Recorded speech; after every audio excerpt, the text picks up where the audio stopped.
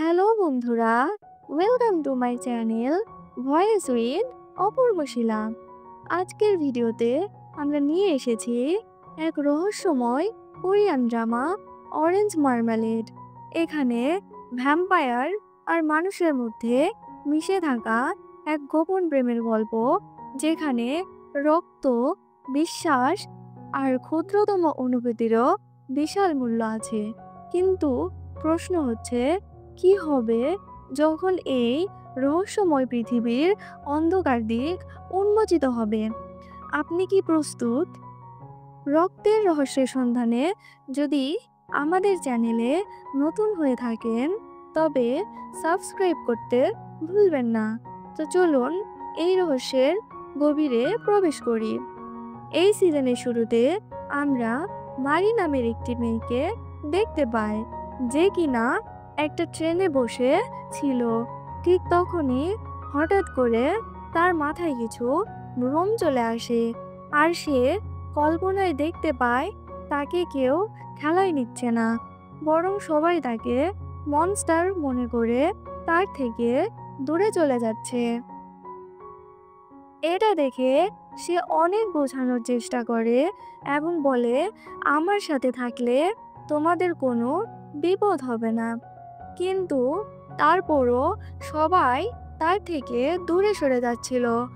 এরপর কল্পনা থেকে সে বের হয়ে আসে। তখনই তার ব্যাগ থেকে একটি টমেটোর জুসের প্যাকেট পড়ে যায়। জিনিসটি তুলতে গেলে হঠাৎ করে এক লোক এসে প্যাকেটটির উপর পা দিয়ে দেয়। টমেটোর জুসের কিছু অংশ তখন তার মুখ ছিটকে যায়। ঠিক এমন সময় তার স্কুলে ড্রেস পরা জেমিন নামে একটি ছেলে তার কাছে এসে বলে, তুমি কি আমার সাথে স্কুলে যাবে? কিন্তু এইসবের দিকে মারির কোনো খেয়ালই ছিল না, বরং সে ভাবতে থাকে এই ছেলেটার রক্ত খেতে কতই না মিষ্টি হবে। ঠিক এটা ভাবতে ভাবতে সে তখন ওই ছেলেটার খুব কাছাকাছি চলে যায়। সেই সময়ে ট্রেনটি থেমে যায়।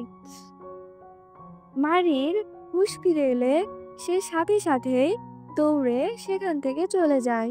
এটা দেখে জেমিনের কাছে ব্যাপারটা খুব অদ্ভুত লাগে।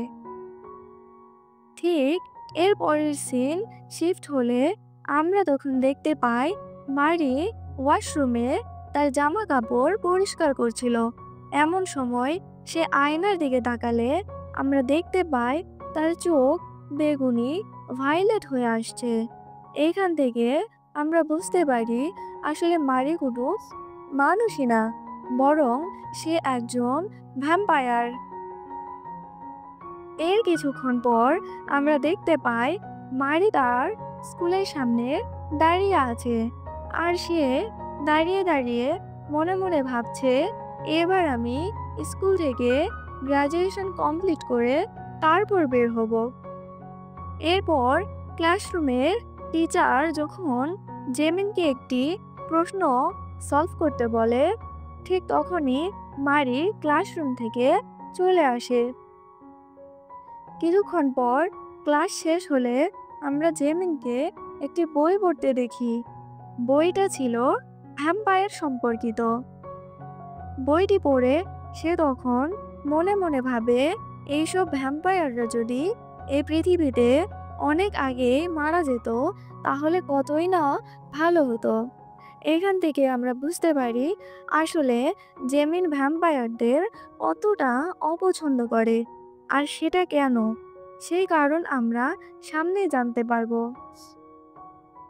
এর কিছুক্ষণ পর ক্লাসরুমের সকল শিক্ষার্থী তাদের শিক্ষক মিস্টার হানের কাছে ভ্যাম্পায়ার সম্পর্কে অনেক রকম প্রশ্ন করতে থাকে।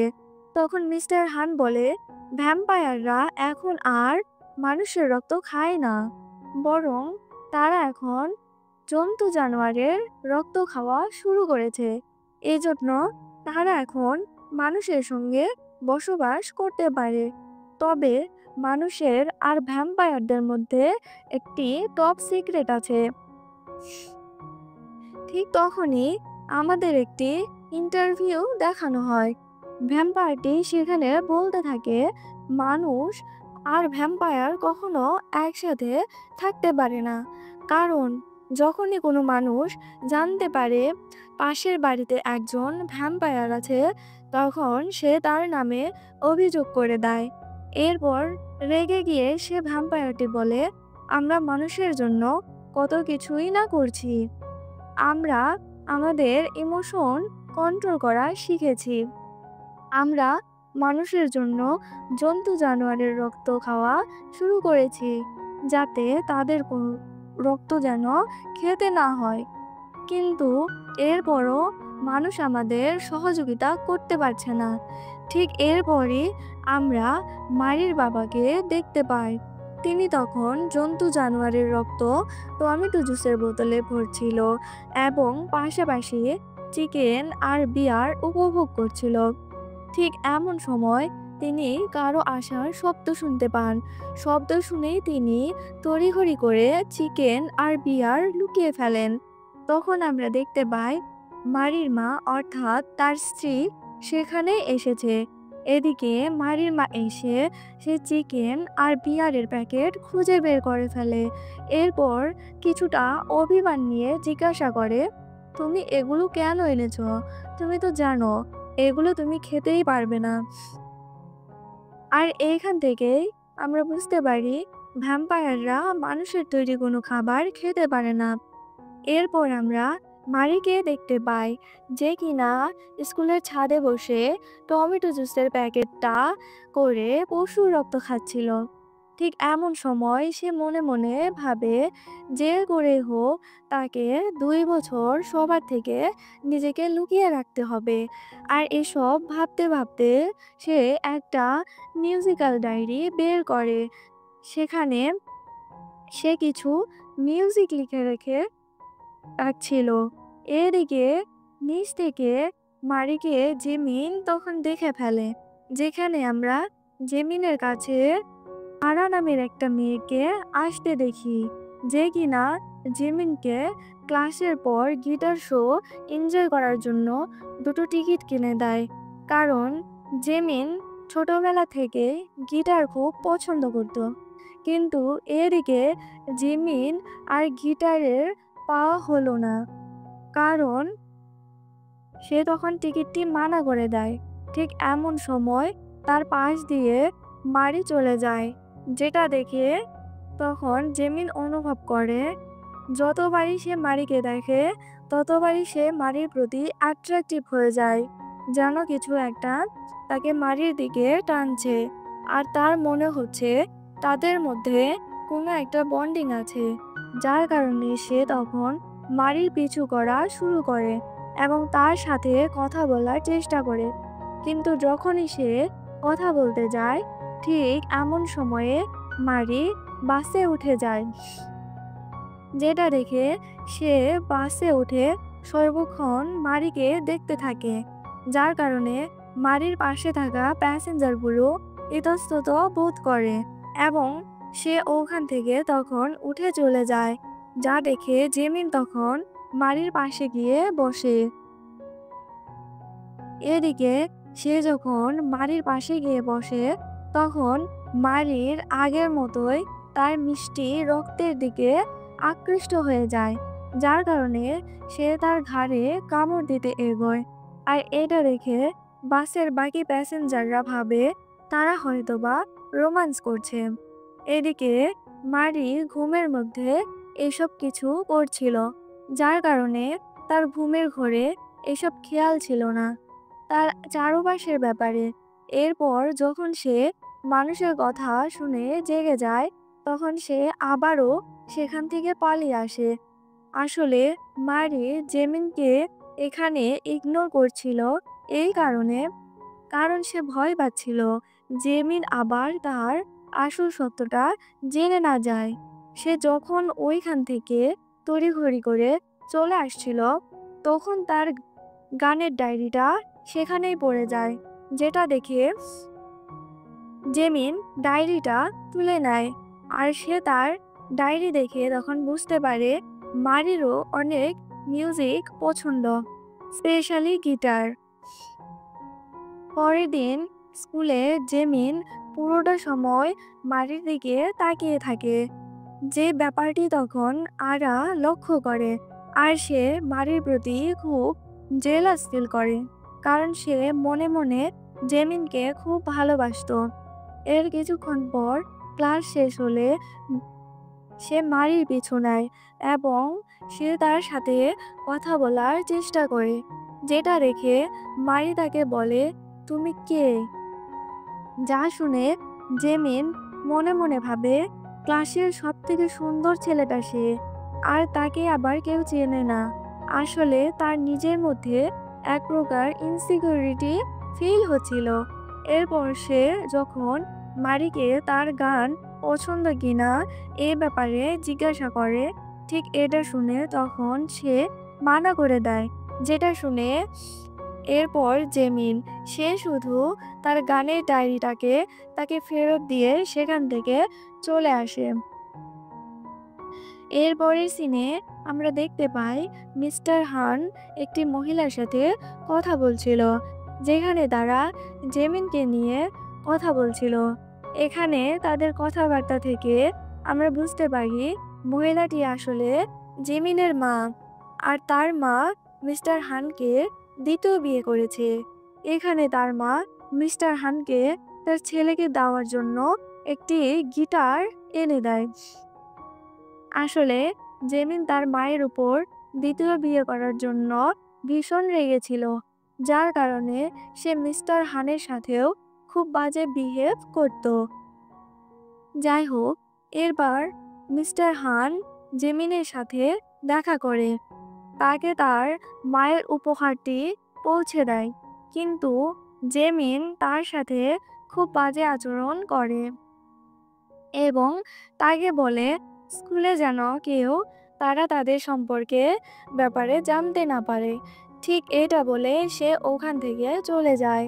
এদিকে আসার পথে সে মারিকে রাস্তায় গিটার বাজাতে দেখে, যেটা দেখে সে মারির দিকে তখন তাকিয়ে থাকে আর ভাবে, তার মারিকে দেখলে কেন সময় থমকে যায়, কেন আমার মনে হয় অপলক তার দিকে শুধু তাকিয়েই থাকি, কেন তখন আর অন্য কিছু মাথায় আসে না।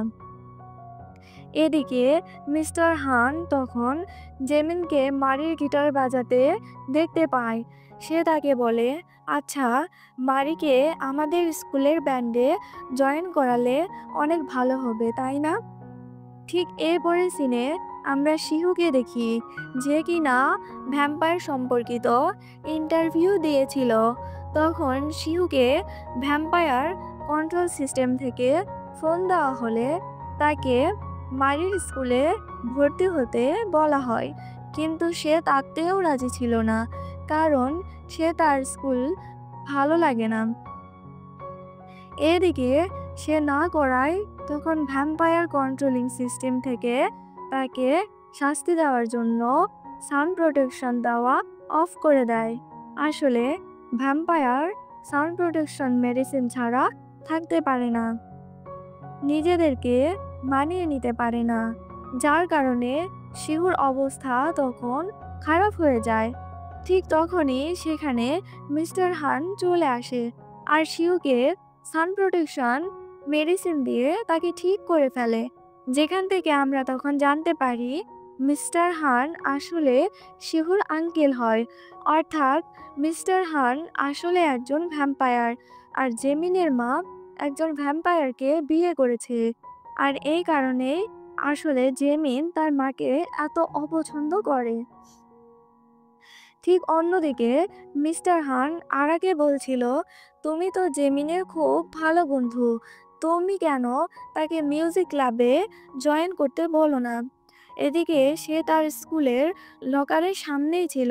ঠিক এমন সময় তার বন্ধু তাকে ডাক দেয়, যেখানে আরাও তখন ছিল। সে মারিকে তখন চলে যেতে দেখে, তার লকার চেক করে। প্রথমে সে লকারে ভালোভাবে দেখে, এরপর পাসওয়ার্ড চেঞ্জ করে দেয়। এদিকে ভ্যাম্পায়াররা যদি 12 ঘন্টার মধ্যে রক্ত না খায়, তবে তাদের শরীর খারাপ করা শুরু করে। যার কারণে এদিকে মারির যখন রক্ত খাওয়ার পিপাসা ওঠে তখন সে কিছুতেই লকার খুঁজতে পারে না। যার কারণে সে তখন দৌড়ে পশুর রক্ত খুঁজতে শুরু করে। ঠিক এমন সময় সে জেমিনকে দেখতে পায় এবং তার মিষ্টি রক্তের প্রতি সে অ্যাট্রাকটিভ হয়ে যায় আর তার খুব কাছে চলে আসে, যেখানে সে তার ঘাড় থেকে তখন রক্তের ঘ্রাণ নিতে থাকে, যেটা দেখে চারপাশের সব স্টুডেন্টরা তাদের দেখে উল্টোপাল্টা ভাবতে শুরু করে। এরপর যখন তার হুঁশ আসে তখন মারি দৌড়ে ওখান থেকে পালিয়ে যায়, কিন্তু সে বেশি দূর যেতে পারে না, বরং সে শিহু নামের একজনের সামনে এসে অজ্ঞান হয়ে পড়ে, যেটা দেখে শিহু তাকে কোলে করে নিয়ে গিয়ে তখন পশুর রক্ত খেতে দেয়। তখন মারি তাকে জিজ্ঞাসা করলে সে তাকে বলে ছোটবেলায় তারা দুজন একে অপরের ব্লাড শেয়ার করেছিল, তাই সে কোথায় আছে, এমনকি কি অনুভব করছে তা শিহু নামের এই ছেলেটি কিছুটা অনুভব করতে পারে। এইসব দেখে জেমিন খুব জেলাস ফিল করতে শুরু করে। ঠিক সেই সময় আরা আবার তাকে গিটার শোতে তার সাথে যেতে বলে, যেহেতু এবার সামনে মারি ছিল, যার কারণে তাকে এবার জেলাস ফিল করানোর জন্য জেমিন তার প্রস্তাবে রাজি হয়ে যায়। এটা দেখে শিহু মারিকে জিজ্ঞাসা করে সে জেমিনকে পছন্দ করে কি না। উত্তরে মারি তখন না বলে দেয়। এর পরের দিন মারি স্কুলে যেতে নিলে সে শিহুকে তখন বলে স্কুলে যেন সে তাকে ফলো না করে, কারণ সে কোনো ঝামেলা চায় না। কিন্তু সেভাবে মারি এ কথাটা শুধুমাত্র জেমিনের জন্য তাকে বলেছিল, কারণ জেমিন যদি জানতে পারে সে একটা ভ্যাম্পায়ার তবে তার সাথে সব সম্পর্ক নষ্ট করে ফেলবে। এর পরের দিন স্কুলে শিহু আর জেমিন যখন বাস্কেটবল খেলছিল তখন ওরা মারিকে নিয়ে কথা বলছিল। এরপর রাতে বাসায় এসে শিহু যখন গিটার বাজাচ্ছিল ঠিক এমন সময় মারির ছোট ভাই তার কাছে চলে আসে আর শিহুকে তার সাথে বাইরে ঘুরতে যেতে বলে। কিন্তু এদিকে মারি জানতো না যে তার ছোট ভাই কোথায়, তাই সে খুব টেনশনে পড়ে যায়, যার কারণে সে তার ছোট ভাইকে তখন খুঁজতে শুরু করে। ঠিক এমন সময় পথে তার জেমিনের সাথে দেখা হয়ে যায়, যেখানে সে তাকে তখন সাহায্য করে। অবশেষে তারা তখন মারির ভাইকে খুঁজে পেয়ে যায়। কিন্তু ভাববার বিষয় এখানে এটাই ছিল যে তার ভাই তো শিহুর সাথে গিয়েছিল, কিন্তু এখানে জেমিন তাকে একা কিভাবে পেল। এদিকে মারির মা খুব টেনশনে পড়ে যায়, কারণ তার ছেলে খুব ছোট আর ছোট ভ্যাম্পায়াররা নিজেদের আবেগ কন্ট্রোল করতে পারে না। এদিকে সেটি হয় যেখানে আমরা দেখতে পাই তার ছোট ভাই জেমিনের মিষ্টি রক্তের ঘ্রাণ পেয়ে তাকে কামড়ানোর চেষ্টা করে। ঠিক তখন সেখানে মারি চলে আসে আর এসব দেখে সে তাড়াতাড়ি তার ভাইকে নিয়ে সেখান থেকে চলে যায়। এদিকে স্কুলে তাদের দুজনকে নিয়ে অনেক আলোচনা হচ্ছিল যে তারা একে অপরকে ডেট করছে। ঠিক অন্যদিকে মারি জেমিনের কাছে গিয়ে তখন সরি বলে তার ভাই তার সাথে উল্টাপাল্টা কাজ করার জন্য, আর তাকে ধন্যবাদও জানায় কালকে রাতে তাকে সাহায্য করার জন্য। এদিকে মারিকে মিস্টার হান তার অফিসে ডেকে নেয় এবং তাকে তাদের ক্লাবে জয়েন করার জন্য বলে। প্রথমে মারি একটু ভাবলেও পরে তখন রাজি হয়ে যায়। ঠিক এরপর থেকে তারা সবাই মিলে প্র্যাকটিস করা শুরু করে, যেখানে তারা সবাই মিলে তখন ব্যান্ডের নাম দেয় অরেঞ্জ মার্মালেড। এদিকে পারফরমেন্সের দিন তারা খুব দারুণ একটা পারফরমেন্স করে, যেখানে মিস্টার হান তখন বুঝতে পারে জেমিন মারিকে পছন্দ করা শুরু করেছে, যার কারণে সে তখন মারিকে লাইট হাউসে যেতে বলে, কারণ ওখানে যেই উইশ করা হয় না কেন তা নাকি পূরণ হয়ে যায়। তাই সে বাহানা বানিয়ে কোনোভাবে মারিকে লাইট হাউসে পাঠিয়ে দেয়। সেখানে মারি গিয়ে বসে বসে তখন গিটার বাজাচ্ছিল। আর গিটার বাজাতে বাজাতে সে তখন মনে মনে বলে, আই মিস ইউ জেমিন। জেমিন এই কথা তখন শুনে ফেলে আর তার সামনে চলে আসে। আর এসে বলে, আমি জানতাম না এখানে উইশগুলো যে এত তাড়াতাড়ি পূরণ হয়। তখন মারি তাকে তার মনের সকল অনুভূতিগুলো বলে দেয় আর বলে, আমি কিন্তু ওই রকম না যেরকম তুমি আমাকে ভাবো। ঠিক এটা বলে সে তখন তাকে কিস করে ফেলে। আর এখানে তারা খুব দারুণ একটি কোয়ালিটি টাইম স্পেন্ড করে। এরপর সন্ধেবেলা মারিকে বাসায় দিয়ে ফেরার পথে জেমিন মারির সাথে কাটানো জীবনের সুন্দর মুহূর্তগুলো মনে করতে থাকে। ঠিক এরপর আমরা মিস্টার হানের বাসার দৃশ্য দেখতে পাই, যেখানে জেমিন এবং জেমিনের মা দুজনেই জানে যে মিস্টার হান একটি ভ্যাম্পায়ার। তখন মিস্টার হান বলে, আমি শিহুকে বলেছি এখানে আসার জন্য, কিছুক্ষণের মধ্যে হয়তো সে এখানে পৌঁছে যাবে। এরপর তারা দুজন মিলে শিহুর বাবা মার কথা বলতে শুরু করে, যেখানে তখন মিস্টার হান বলে তার বাবা মাকে অনেক বড় শাস্তি দেওয়া হয়েছে। আর এর সাথে সে আরো বলে এটা শিহুর কারণেই হয়েছে, কারণ ছোটবেলায় শিহু একটা মানুষকে কামড়ে দিয়েছিল আর তাকে বাঁচাতে তার বাবা মা ভ্যাম্পায়ারের শক্তি ব্যবহার করেছিল। কিন্তু এদিকে পৃথিবীতে ভ্যাম্পায়ারের শক্তি ব্যবহার করা সম্পূর্ণ নিষিদ্ধ ছিল, যার কারণে ভ্যাম্পায়ার কন্ট্রোল সিস্টেম তখন তাদেরকে শাস্তি দিয়ে দেয়। ঠিক এমন সময় মিস্টার হানের মনে হয় তাদের এই কথাগুলো কেউ বাইরে দাঁড়িয়ে শুনছে। সে দরজা খুলতেই তখন শিহুকে দেখতে পায়। শিহু এসে শুনে তখন রেগেমেগে ওখান থেকে চলে যেতে নিলে মিস্টার হান তাকে আটকায় আর তাকে সব সত্য কথা বলে দেয়। তাদের এই দুজনের কথোপকথন নিয়ে তখন জেমিন আবার গেটের বাইরে থেকে শুনছিল। তখন জেমিন বুঝতে পারে শিহু একটা ভ্যাম্পায়ার। এরপর শিহু যখন সেখান থেকে ফিরছিল, পথে জেমিন তাকে আটকায় আর সে তাকে মারি থেকে দূরে থাকতে বলে। এসব নিয়ে তাদের মধ্যে তখন কথা কাটাকাটি হয় এবং তারা মারপিট করতে শুরু করে, যার কারণে জেমিন তখন অনেক ব্যথা পায়। এদিকে শিহু অনেক ব্যথা পায়, কিন্তু সে ভ্যাম্পায়ার হওয়ার কারণে তার ক্ষতস্থানগুলো তখন অটোমেটিক্যালি ঠিক হয়ে যায়। এদিকে মারি রাতের বেলা শুয়ে শুয়ে জেমিনের সাথে কাটানো সুন্দর মুহূর্তগুলো মনে করছিল আর মুচকি হাসছিল।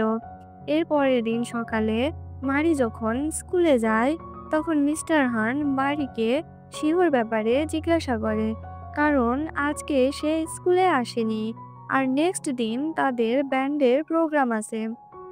যেটা শুনে তখন মারি জেমিনের কাছে চলে যায় শিহুর ব্যাপারে জিজ্ঞাসা করতে। তখন জেমিন তাকে বলে সে হয়তো বেঁচে থাকতে পারে, যার কারণে তারা দুজনে মিলে বেঁচে চলে যায়। ওখানে আমরা একটি বাচ্চাকে অনেক উঁচুতে দেখি, যে কিনা তখন ঝুলছিল। ঠিক তখনই জেমিন বাচ্চাটাকে বাঁচিয়ে নেয়, কিন্তু তার পা তখন জালে আটকে যায় এবং উল্টো ঝুলে পড়ে। যা দেখে মারি মনে মনে ভাবতে থাকে হয়তো তাকে তার পাওয়ার ব্যবহার করতে হবে জেমিনকে বাঁচানোর জন্য। ঠিক তখনই শিহু এসে জেমিনকে বাঁচিয়ে নেয়, যার কারণে তখন তার গলায় অ্যালার্ম বেজে ওঠে, কারণ সে মানুষের সামনে তার পাওয়ার ব্যবহার করেছে, যা তাদের আইন বিরোধী।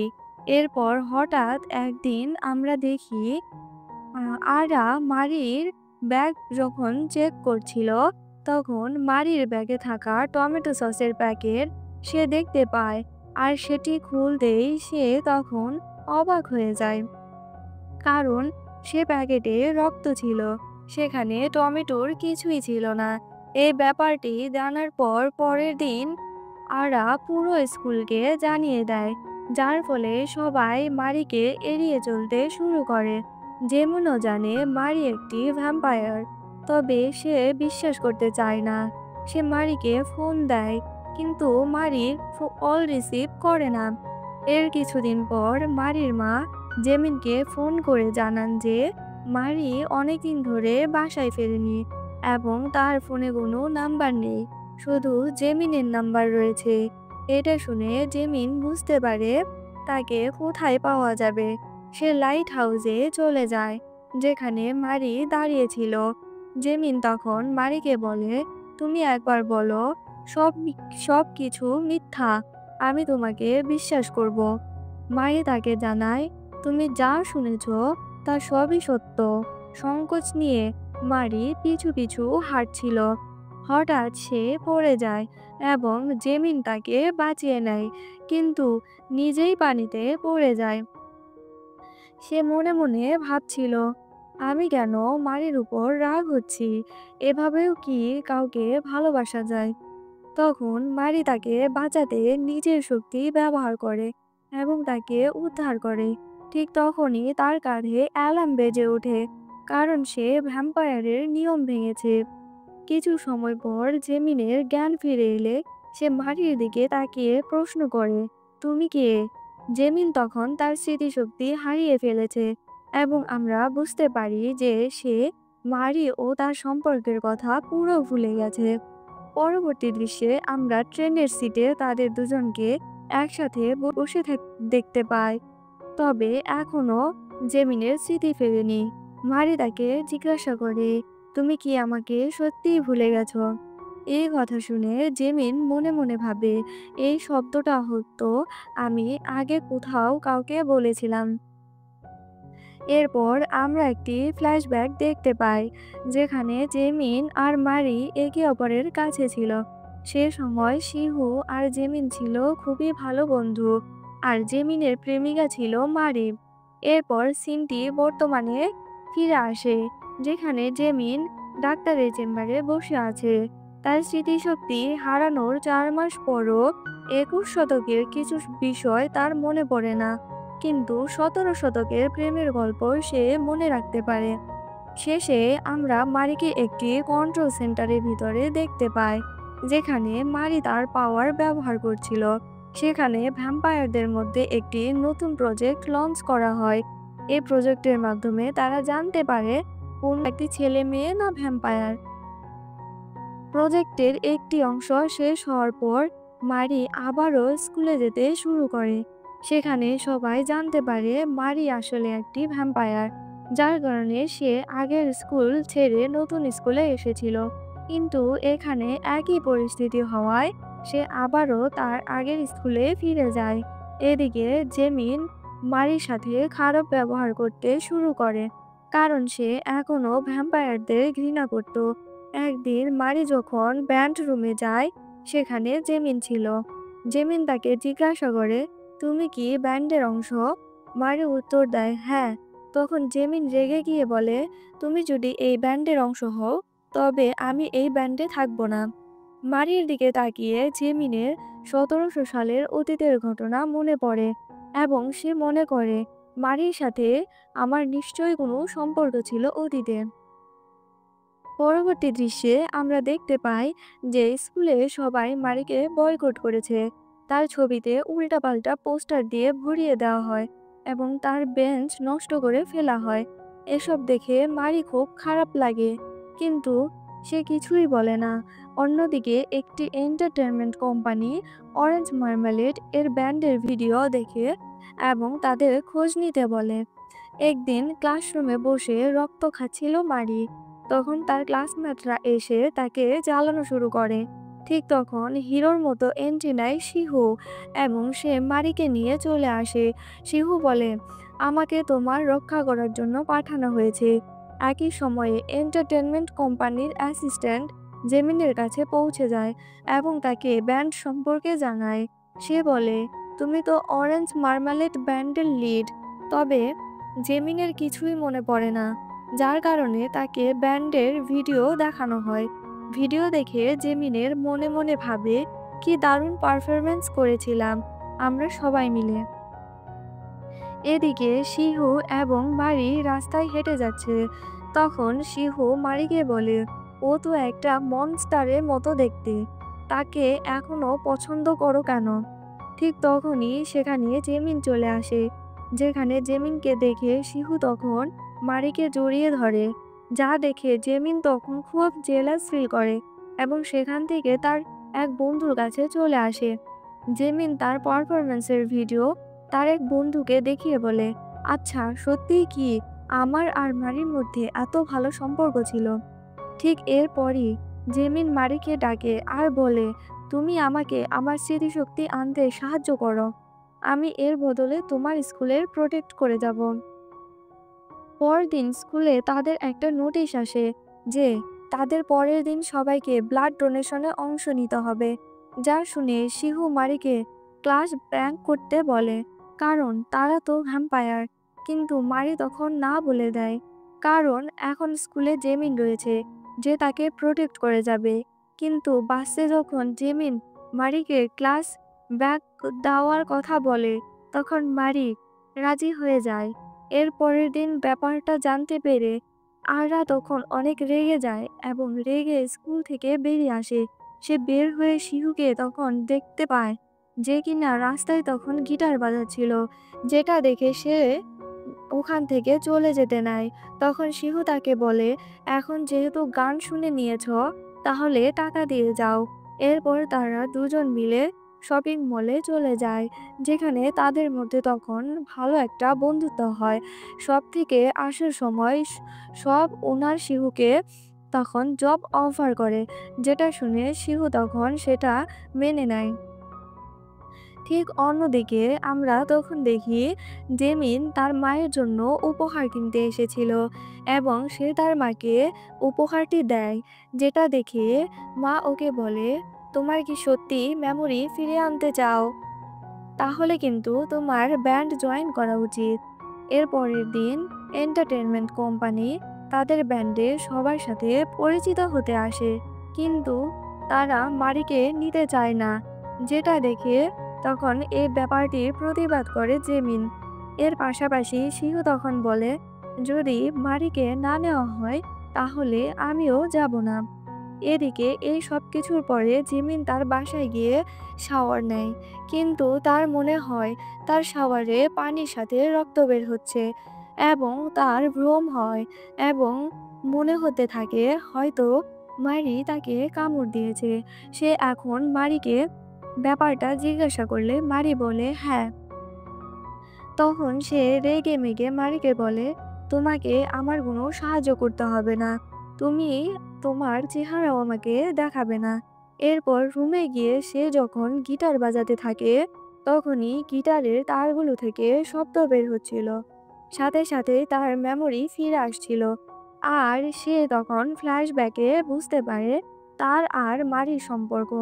ঠিক এটা বুঝতে পেরে সে মারির সাথে তখন দেখা করে আর তাদের নিজেদের মধ্যে সবকিছু ঠিক করে নেয় আর বলে, তুমি সব সময় আমার হৃদয়ের মধ্যেই থাকবে, যতই এটা ১৭০০ সাল হোক কিংবা ২০২১। যেটা শুনে তখন মারি তাকে তার একটা ইচ্ছার কথা জানায় আর তাকে বলে পুরো পৃথিবী তার গান শুনে আর তার সাথে যেন সে থাকে। কিছুদিন পর যখন স্কুলে বৈঠক হয়, তখন সকল ছাত্রছাত্রীর পিতামাতারা সেখানে চলে আসে, যেন শিহু আর মারিকে স্কুল থেকে বের করে দেওয়া হয়। কিন্তু এই ব্যাপারটির তখন প্রতিবাদ করে জেমিন আর আরাত। তারা দুজন মিলে তখন বলে, এখন তারা দুজন ভ্যাম্পায়ার, কিন্তু আমাদের জন্য তারা ক্ষতিকর না, কারণ তারা হিউম্যান ব্লাড বাদ দিয়ে এখন জন্তু জানোয়ারের রক্ত খায়। এরপর আমরা জেমিন আর তার মায়ের সাথে কথোপকথন দেখি, যেখানে জেমিন কিনা শেষমেশ তার মায়ের বিয়েটা মেনে নেয়, যেখানে তাদের মধ্যে সবকিছু আবার ঠিক হয়ে যায় এবং অনেক দিন পর জেমিন তার মাকে মা বলে ডাকে। ঠিক অন্যদিকে তখন আমরা দেখতে পাই এন্টারটেনমেন্ট কোম্পানির কাছে জেমিন গিয়েছে, কিন্তু এদিকে এন্টারটেনমেন্ট কোম্পানি তাদের সাথে কাজ করার জন্য না করে দেয়। তখন জেমিন বলে, তারা যদি আসন্ন ওয়ার্ল্ড কম্পিটিশনের মধ্যে টপ 10-এ থাকতে পারে তাহলে কি সে তাদের সাথে কাজ করবে? কোম্পানির ওনার তার এই চুপ তখন মেনে নেয়, যেটা শুনে এরপর তারা ধুমাইয়া প্র্যাকটিস করে এবং শেষমেশ তারা টপ 10 র্যাঙ্কিংয়ে চলে আসে এবং অ্যানাউন্সমেন্ট করা হয় যারা টপ 10 র্যাঙ্ক করেছে তাদেরকে স্টেজ পারফরমেন্স করতে হবে। কিন্তু স্টেজ পারফরমেন্সের সেটে কারা যেন তাদের রুমে রক্ত দিয়ে ভরিয়ে ফেলে, যার কারণে অন্যান্য ব্যান্ডরা তাদের সাথে পারফরমেন্স করবে না এটা বলে দেয়। যেটা শুনে তখন শিহু বলে আমাদের এখান থেকে চলে যাওয়া উচিত। তখন জেমিন এই ব্যাপারটির সাথে একমত হয়, কিন্তু মারি তাদেরকে না বলে। আর এরপর তারা একটা খোলার রাস্তার পারফরমেন্স করে, যে ব্যাপারটি সবাই খুব দারুণভাবে এনজয় করে, যেখানে তাদের এত পপুলারিটি হয় যে এন্টারটেনমেন্ট কোম্পানি তাদের সাথে তখন চুক্তি করে নেয়। আর এভাবে দেখতে দেখতে অরেঞ্জ মার্মালেডের ব্যান্ডটি কোরিয়াতে অনেক ফেমাসিটি অর্জন করে। এরপর ভ্যাম্পায়ার কন্ট্রোলিং সিস্টেম থেকে শিহুর বাবা মাকে ছেড়ে দেওয়া হয়। শিহুর বাবা মার সাথে দেখা করতে পেরে অনেক খুশি হয়। অন্যদিকে জেমিন পিকনিকে চলে যায়, যেখানে জেমিন রুটির উপর অরেঞ্জ মার্মালেডের জেলি মাখিয়ে ব্রেড এনজয় করে, আর মারি গ্লাসে করে রক্ত খেতে থাকে। আর এখানেই তাদের দুজনের মধ্যে একটি সুন্দর কিস হয় এবং এরই মাধ্যমে আজকের এই সুন্দর ড্রামাটি শেষ হয়ে যায়। এটাই ছিল আজকের অরেঞ্জ মার্মালেডের এক্সপ্লেনেশন। আশা করি ভিডিওটি আপনাদের পছন্দ হয়েছে। যদি আপনি আরও এমন রহস্যময় কোরিয়ান ড্রামা এবং সিনেমার এক্সপ্লেনেশন দেখতে চান, তাহলে আমাদের ভয়েস উইথ অপূর্ব শিলা চ্যানেলটি সাবস্ক্রাইব করুন। কমেন্টে আপনার মতামত জানাতে ভুলবেন না এবং ভিডিওটি বন্ধুদের সঙ্গে শেয়ার করুন। ধন্যবাদ। পরবর্তী ভিডিওতে আবার দেখা হবে।